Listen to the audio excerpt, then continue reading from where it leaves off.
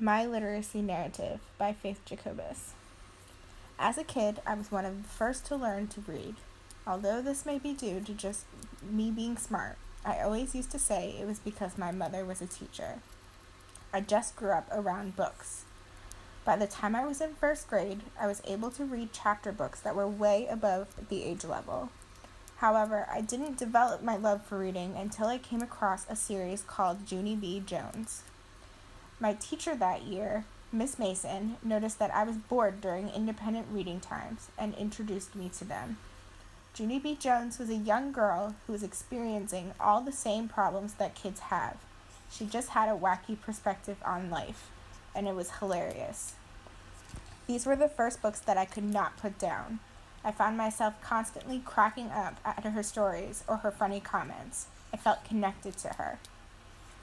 In second grade, the only thing I wanted to be for Halloween was Junie B. Jones herself.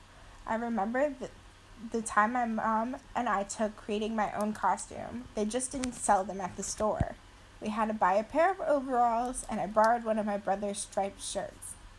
We also needed Junie B. Jones' iconic glasses, so we took 3D glasses from the movie theater and punched out the lenses.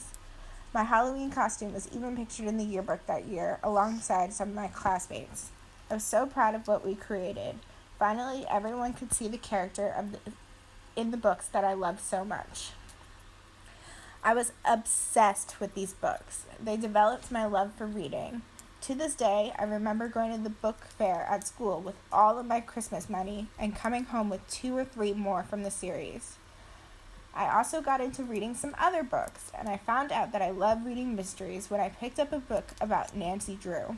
Somewhere along the line, I lost touch with the side of me that loved to read, but I am inspired from my past self to pick up a book and just get sucked in like I used to.